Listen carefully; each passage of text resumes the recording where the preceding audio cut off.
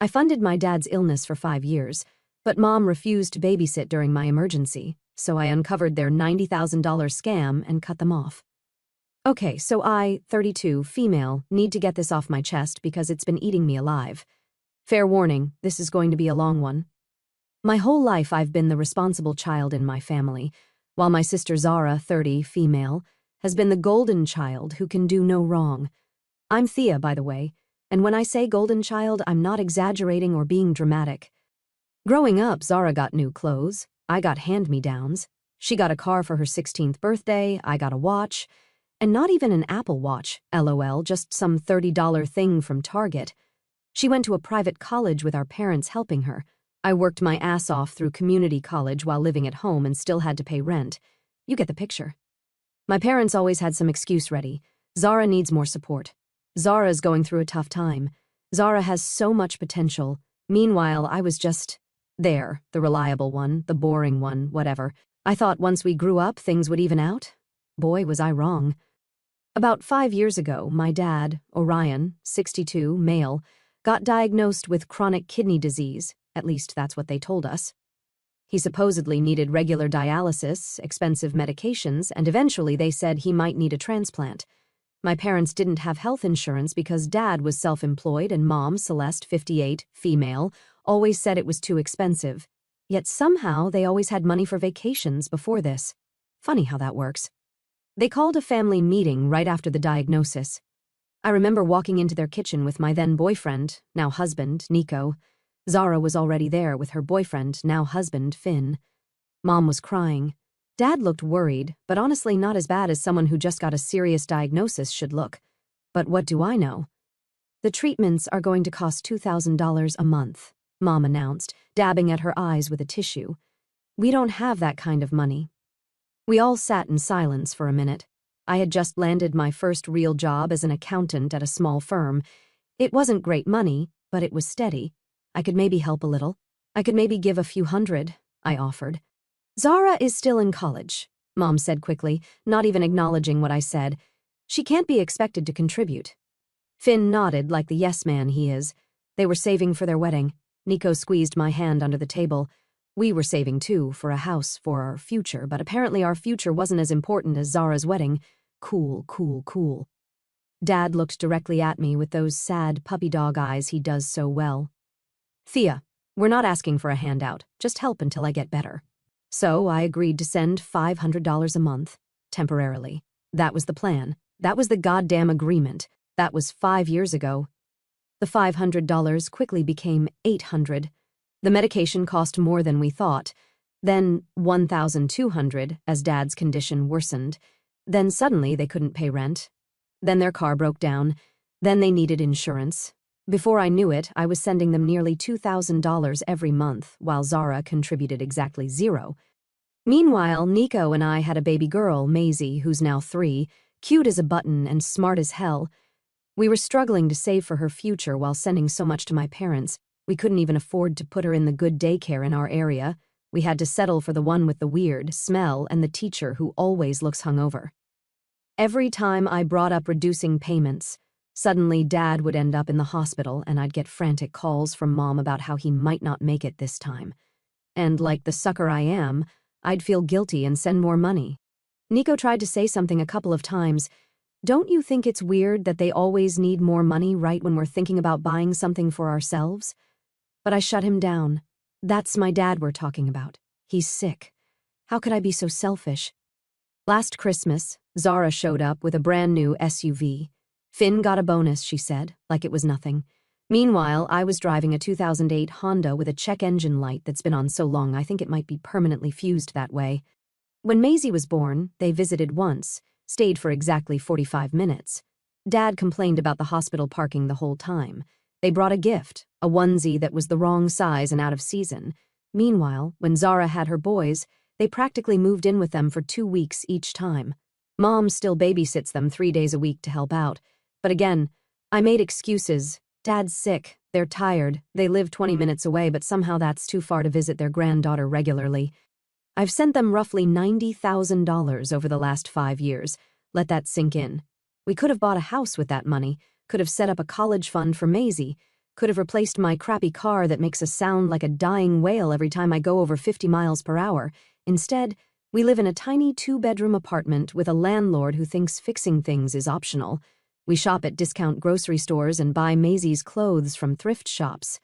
Meanwhile, Mom keeps posting pics of her new kitchen gadgets on Facebook, and Zara and her family went to Disney twice last year. But I kept paying. Because family, right?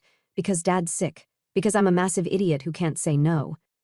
Then last Wednesday happened, and everything changed. It was supposed to be just a normal day.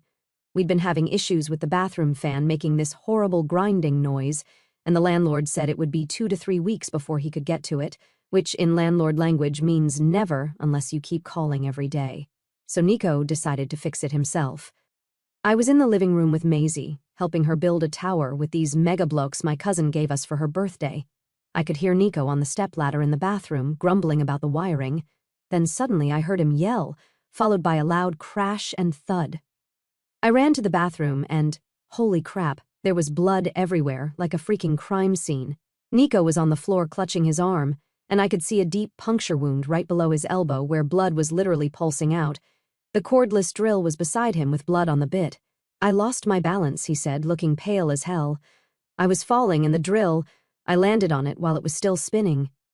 I could see muscle tissue and possibly a glimpse of bone. This wasn't just a cut, this was a drilling injury straight into his arm. The blood was coming out in spurts, which I knew was really bad news. I grabbed a kitchen towel, ripped my only good towel, and wrapped it around his arm while trying not to puke. Blood was soaking through it in seconds. "We need to get you to the ER," I said, trying to sound calm for Maisie, who was now standing in the doorway looking scared. "What about Maisie?" Nico asked through gritted teeth. He was starting to sway a little, which freaked me out even more. I did a quick mental rundown of our options. Nico's parents live in Arizona for half the year. They're snowbirds. My best friend was at work and couldn't leave. My other friends all live at least 30 minutes away. "I'll call my mom," I said, already dialing. Now, I know after everything I just told you, why would I even try? But when you're panicking and your husband is bleeding through a towel, you get desperate. Mom answered on the third ring. "Thea, I was just about to call you. Your dad's medicine is running low and the pharmacy—" I cut her off. "Mom, Nico's hurt really bad. He's bleeding everywhere. I need you to watch Maisie for a few hours while I take him to the ER. Please." There was this pause that said everything. "Oh, well, today's not good. Your dad has an appointment and—" "Mom, this is an emergency. Nico needs stitches. I'm dropping Maisie off in 20 minutes. I hung up before she could argue. Dick move maybe, but my husband was turning the color of paper. I hurriedly packed Maisie's backpack. You know the drill if you have kids: favorite stuffed elephant, snacks, juice box, extra clothes in case of accidents, her blankie, basically anything I grabbed while running around. Nico was leaning against the counter looking worse by the second. I helped him to the car while carrying Maisie on my hip, got them both buckled in, Nico with a fresh towel that was already turning red, and drove to my parents' place like a maniac. They live about 15 minutes away, but I made it in 9. When we got there, I ran to the door with Maisie, her backpack bouncing against my leg. Mom opened up with this look on her face. You know, the "I already told you no" look that moms perfect over years of practice. "Thea, I told you today is not—" "It's an emergency, Mom," I said, trying to hand Maisie to her. "Nico's in the car bleeding. We'll be back in a few hours." That's when I heard it. Laughter, kids' voices coming from inside the house. I looked past my mom and saw my nephews, Zara's 2 boys, sprawled on the living room floor playing some video game. And there was my dad sitting in his recliner watching them, looking about as deathly ill as I do after a light jog, which is to say slightly uncomfortable but very much alive. "What's going on?" I asked, stepping inside without waiting to be invited. I thought Dad had an appointment. Mom did that thing where she adjusts her necklace when she's lying. "Oh, we rescheduled. Zara had a job interview, so we're watching the boys." The absolute audacity, the freaking nerve of these people. "So you can watch kids, but not mine during an actual emergency?" Mom crossed her arms and gave me that look she's perfected over the years, like I'm being ridiculous for even asking. "Thea, we're not your babysitters. Just because you send us money doesn't mean we have to drop everything and watch Maisie anytime you want." I felt like someone had dumped a bucket of ice water over my head. 5 years, thousands of dollars every month. My daughter barely knows her grandparents because they're always too busy or dad's not feeling well, and she actually said that to my face. I looked at my dad, who suddenly became very interested in his slipper. I looked at my nephews, and something inside me just clicked into place. I see, I said, surprisingly calm considering I wanted to flip their coffee table. Then I guess from now on Zara can pay for your treatments. Mom's face went white, like ghost white. Thea, you can't be serious. Your father will die without… Then Zara better start paying, since she's clearly the priority anyway. I turned and walked out, still carrying Maisie. Nico was slumped against the car door, the towel now completely soaked through. They won't watch her? He asked, his voice weak. No, I said, buckling Maisie back in. They're too busy with Zara's kids, and apparently we're not entitled to any help despite all the money we send. Maisie started crying because she could tell something was wrong. I tried to keep it together for her sake, but inside I was raging. The ER was a complete nightmare. A 3-hour wait with a bleeding husband and a cranky toddler. Maisie had to pee twice and threw a tantrum when she got hungry because I'd left her snacks in the car. Nico needed 7 stitches and nearly passed out during the procedure. The doctor asked if I was okay because apparently I looked like I might murder someone. And the whole time, all I could think about was my mom's words, "We're not your babysitters. Just because you send us money doesn't mean we have to drop everything and watch Maisie anytime you want." 5 years, $90,000. For what? So they could babysit Zara's kids while mine cried in an ER waiting room? We finally got home around 6 p.m. Nico passed out from pain meds. I put Maisie to bed after reading her favorite book 3 times. Then I sat on the bathroom floor and cried for about 20 minutes. But weirdly, once I was done crying, I felt lighter, clearer, like I'd been walking around with foggy glasses for years and someone finally cleaned them. I woke up the next morning at like 5:30 a.m. with this weird sense of calm, like when you finally decide to quit a job you hate and you just know it's the right call. Nico was still knocked out from the pain meds. Maisie wouldn't be up for another hour. So I grabbed my phone and, holy crap, 27 missed calls, 14 texts, and many voicemails. My family had been busy overnight. I didn't listen to a single one, didn't read a single text. I just went straight to my banking app and stared at the automatic transfers that had been draining our account for 5 years. $1,850 scheduled to transfer to my parents' account in 3 days, $320 for their car insurance on the 15th, $280 for their cell phone plan at the end of the month. It was actually seeing it all laid out that made me realize how insane this situation was.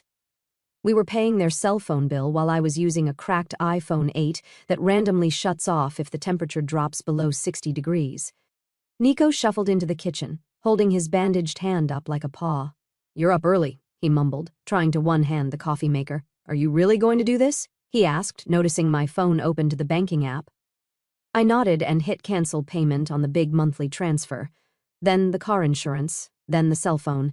With each click, I swear I felt physically lighter, like I was dropping dumbbells I'd been carrying around. "I should have done this years ago," I said, my hand surprisingly steady. "Yeah, you should have," Nico agreed. He's been against this arrangement from the start, but respected that it was my family. My choice. What made you finally decide? Mom basically said that paying them $90,000 doesn't entitle me to 1 afternoon of babysitting during an emergency, I said, still kind of shocked by the whole thing. Meanwhile, Zara drops her kids off whenever she wants while we struggle to afford daycare. Nico added, wincing as he tried to open the coffee container. "And did you see Dad yesterday? He looked fine, totally normal, not like someone who needs $2,000 in medical treatments every month." Nico nodded. "I've been saying that for years, babe."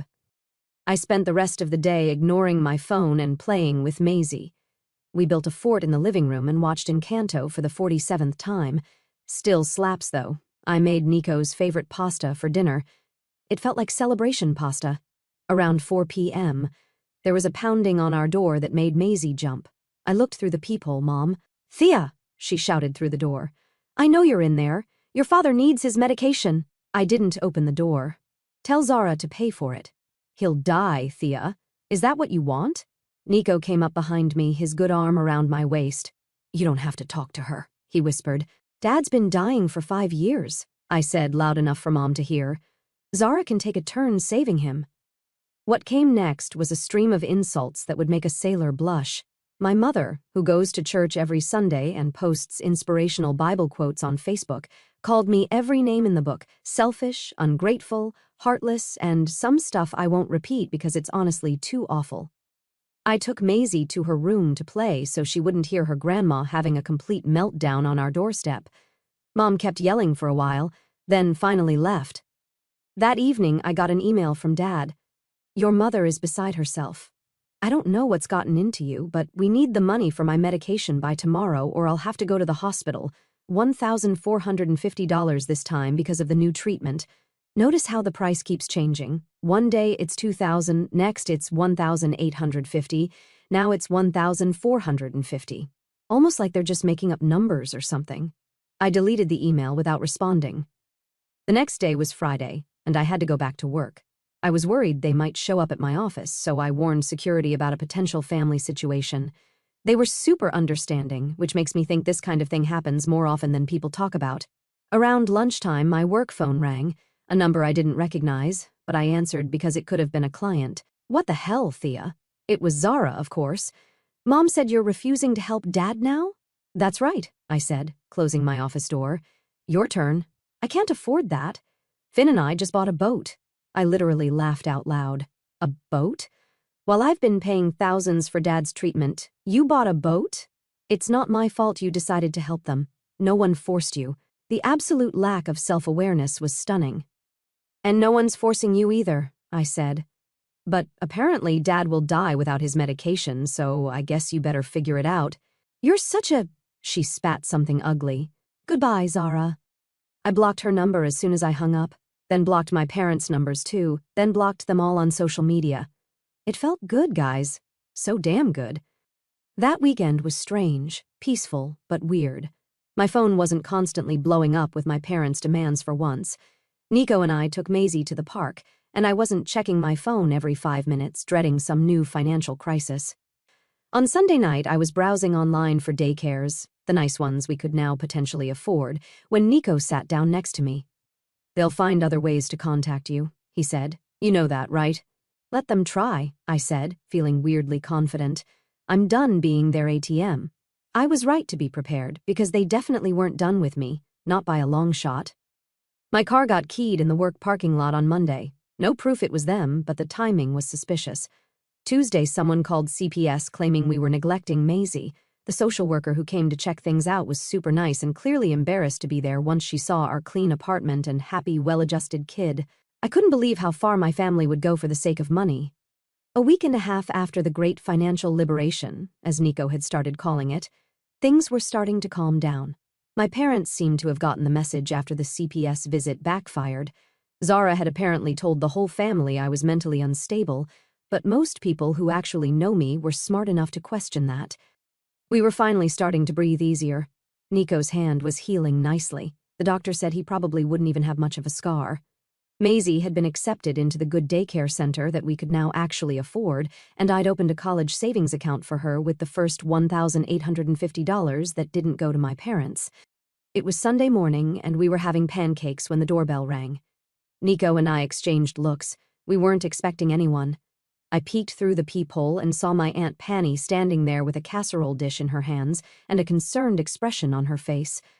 Panny is my mom's sister, but has always been the cool aunt. She was the one who let me skip school and took me to my first midnight movie premiere at 16, taught me how to apply eyeliner, and was genuinely supportive when I decided to go to community college instead of taking out massive loans for a 4-year university. We weren't super close, but I'd always liked her. Against my better judgment, I opened the door. "Thea, honey," she said, her voice all gentle and sweet. "Can we talk?" I let her in because, I don't know, hope springs eternal that at least one family member isn't completely toxic. Maisie immediately ran up to her yelling, "Auntie Percy!" which melted my heart a little. Panny brought her a little stuffed penguin, which was actually age-appropriate and something Maisie would like. Points for that. After Maisie went down for her nap, and Nico conveniently decided he needed to run to Home Depot, Panny and I sat at the kitchen table. The casserole, some kind of chicken and rice thing, sat between us like a peace offering. "I understand why you're upset," she started, which surprised me. Most of my family operates on the Thea is wrong by default principle. Your parents have relied on you too much. I nodded cautiously, waiting for the but. But Thea, sweetie, your dad really is sick. He was in the hospital yesterday. The doctors say he might not have long without his treatments. There it was. The Guilt Trip Express, right on schedule. The familiar knot formed in my stomach, the one that's been there for 5 years whenever they need money. Well, Zara can help them. Penny sighed, pushing the casserole a little closer to me like I might be more likely to cave if I ate her food. Zara says she can't afford it. Your parents are talking about having to sell their house. I nearly choked on the water I was drinking. They rent, Aunt Penny. They don't own a house. She looked genuinely confused. But your mom said, they've been lying to you. They've been lying to everyone.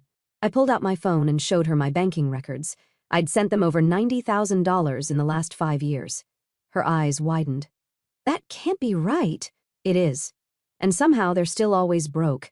Dad's never getting better, and Zara is buying boats. Penny was quiet for a long time, staring at the records on my phone. I had no idea, she finally said. But Thea, whatever they've done, your dad's health is at stake now. I felt the doubt creeping in, the what-ifs. What if he really is sick, and I'm just being petty? What if he dies because I wouldn't help? Could I live with myself? I'll think about it, I said finally, mostly to end the conversation. After Penny left, leaving the casserole, which was actually pretty good, I sat at the computer for a long time looking at our finances. We could send them $500 this month, maybe. Just for the medicine, not the full amount, but enough to help if Dad really was sick. You're going to help them again, aren't you? Nico asked from behind me. He'd returned from Home Depot with a single light bulb, which was definitely not what he went for. I don't know, I admitted. What if he really is dying this time? Nico sat next to me and placed his good hand on mine. Call the hospital. Verify he was even there. I blinked. That had never occurred to me. 5 years of sending money, and I'd never once thought to verify anything they told me. I called the hospital where Penny said he'd been admitted. Hi, I'm calling to check on my father, Orion Mercer. He was admitted yesterday. I used my most professional voice. After getting transferred twice and providing my dad's date of birth, the final verdict, they had no record of an Orion Mercer being admitted in the past week, or at any point in the last 6 months. I called the other 2 hospitals in our area. Same result, no record of my father being treated anywhere. When I told Nico, he didn't even look surprised, just sad for me. I'm sorry, babe, he said, pulling me into a hug. I suspected something like this, but I didn't want to be right. I've been such an idiot, I whispered against his shoulder. No. You've been a caring daughter. They took advantage of that. That night, I couldn't sleep. I kept thinking about all the times Dad had supposedly been too sick to come to Maisie's birthday, or when they canceled Christmas plans last minute because he was having a bad day. I kept thinking about the specialist appointments I'd paid for, the medications, the treatments. Were any of them real? Was he even sick at all? The next morning, I took the day off work and drove straight to my dad's supposed kidney specialist's office. I'd checked it online dozens of times before, back when I still trusted them. I introduced myself as Orion Mercer's daughter, asked about his treatment plan, and waited while the receptionist searched their system. She found no record under his name or my mom's, not even for dialysis. I left numb, sat in my car outside the kidney specialist's office for what felt like hours but was probably just 20 minutes, trying to process what I'd just learned. My dad wasn't a patient there. He had never been a patient there. I called Nico, my hands shaking so bad I could barely hit the right buttons. He's not a patient, I said when he answered. He's never been there. Oh, Thea. Nico's voice was soft, sympathetic. Come home. We'll figure this out. No, I said, suddenly determined. I need to know what's been happening, where the money's been going. So I did something I'd never done before. I started actually investigating my parents. I went to the dialysis center where Dad supposedly went 3 times a week. Same story, no patient named Orion Mercer ever. Second stop, the pharmacy where they supposedly got his expensive medications. The pharmacist checked and confirmed they'd never filled prescriptions for my dad. By this point, I was beyond shocked and moving into full detective mode. I drove to my parents' rental house but parked down the street so they wouldn't see me. Their cars weren't there, which was weird for a Tuesday morning when Dad was supposedly so sick he could barely leave the house. I decided to dig deeper. I texted my cousin Phoenix, who's always posting on social media but isn't close to my parents. Hey, random question. Have you seen my parents around lately? They're claiming Dad's really sick, but I'm starting to have doubts. She replied almost immediately, What? Your dad was at my gym yesterday working out with his trainer. He looked totally fine. They're going on some cruise next month, too. Your mom won't stop talking about it in the family group chat. A cruise. When they supposedly couldn't afford Dad's medications without my help. When he was supposedly too sick to even babysit Maisie for a few hours. I drove to work and spent the afternoon using resources I probably shouldn't have used. I'm an accountant, so I have access to certain tools. I looked up my parents' credit reports. I still had their SSNs from when I helped them apply for rental insurance. What I found made me want to scream. Credit cards. So many credit cards, all maxed out. Expensive clothes, electronics, furniture, restaurants, and yes, a cruise booked for next month, over $6,000 for a 10-day Caribbean vacation. But what made me go nuts was when I found a boat loan in my dad's name from last year, a $40,000 boat. Here's the thing, the address listed was Zara and Finn's address. They had the boat. My parents had co-signed. So my money wasn't just going to my parents, it was going to Zara, too. I kept digging, found a bank account I didn't know about with regular transfers to Zara labeled gift payments for her kids' private preschool. By the time I finished, I was in a weird state of calm fury, the kind where you're so angry you loop back around to being weirdly rational. I drove home and spread all the evidence on our kitchen table for Nico to see. They've been scamming me, I said flatly, for years. Nico looked through it all, his face getting darker with each page. This is insane, Thea. They've been living like royalty on your money while we've been struggling, while we put off having a second kid because we couldn't afford it, I added. While we stayed in this crappy apartment with the leaky ceiling, while I drove a car with bald tires. What are you going to do? Nico asked again. I took a deep breath. End this for good. That night, I compiled everything into a folder. I was just finishing up when my phone buzzed with a text from my mom. Your father's in the hospital again. We need $2,400 for the new treatment by tomorrow morning or insurance won't cover it. I didn't even feel angry anymore, just sad at how easily the lies came to them. I didn't respond. The next day was Wednesday. I took another day off work. My boss was understanding after I explained a bit of the situation and decided to drive by my parents' house again just to see if they were actually home or off on another secret vacation. Their car was in the driveway and so was Zara's shiny SUV. I don't know what came over me, but I pulled up and parked right behind them, blocking them in. Then I marched up to the door and rang the bell. Dad answered, looking completely healthy, not at all like someone who had been in the hospital yesterday. Thea, he said, looking shocked to see me. What are you doing here? Family meeting, I said, pushing past him into the house. Mom and Zara were sitting at the kitchen table with coffee mugs, looking like they were having a lovely casual morning. They both froze when they saw me. Thea, Mom started, we were just talking about you. Your father really needs... I dropped the folder on the table between them. Credit card statements, bank transfers, and gym membership receipts spilled out. Kidney disease, huh? I said, surprising myself with how steady my voice was. Must be a miracle recovery to have a personal trainer at the gym. The look on their faces, guys. I wish I had a picture of it. Pure oh shit expressions all around. Thea, I can explain. Dad started. I've already figured it out. I cut him off. There's no disease. There never was. I checked with all the doctors you claim to see. None of them have ever heard of you. Mom's face went from shock to anger. You had no right to... I had every right. I finally raised my voice. I've given you $90,000 over 5 years. I've struggled to support my own family while funding your lifestyle, and Zara's boat and her kids' private school. Zara at least had the decency to look ashamed. The boat's not... Save it, I snapped. I saw the loan with Dad as co-signer. I saw the transfers to your account. I turned back to my parents. 5 years. I believed you for 5 years. I skipped vacations. I bought the cheapest food. I put off having another baby because we couldn't afford it. Meanwhile, you're going on cruises and joining country clubs. Mom tried a different approach, her voice softening. Thea, honey, you don't understand. Your father did have health problems.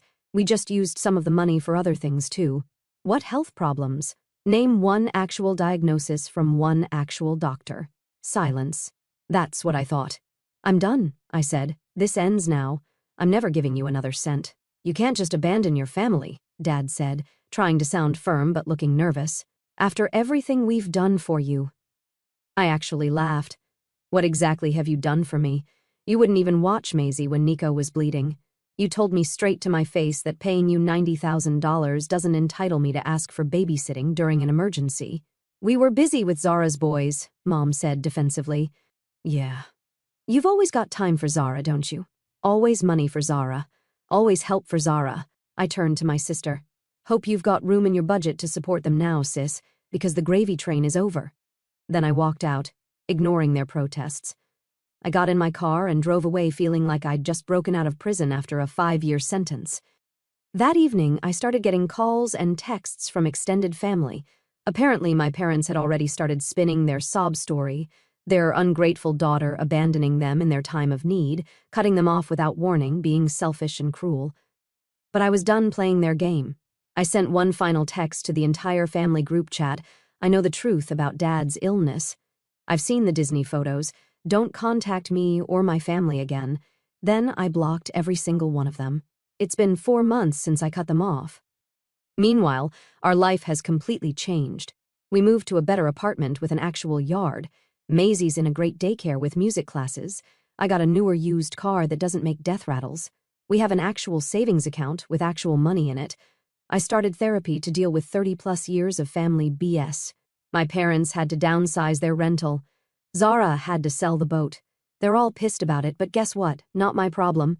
Nico's parents visit often now. They're amazing with Maisie and have never once asked us for money. Funny how that works. Last week I saw my mom at Target. She tried to approach me, looking all sad and pitiful. I turned and walked away. Felt nothing. Maisie sometimes asks about them. That's the hardest part. Where's Grandma and Grandpa? My heart breaks for what she's missing, but then I remember they chose expensive vacations over knowing their granddaughter. The best part? I'm pregnant, something we put off for years because we couldn't afford it. Turns out when you're not supporting 3 extra adults, you can actually afford to expand your own family. So that's my story. 5 years of being scammed by the people who were supposed to love me most. But it's over now, and we're rebuilding our life on our terms. If you take anything away from this, let it be this. Sometimes the most loving thing you can do for yourself and your kids is to walk away from a toxic family. Blood doesn't entitle anyone to drain your bank account. Thanks for reading. Honestly, just writing this all out has been therapeutic.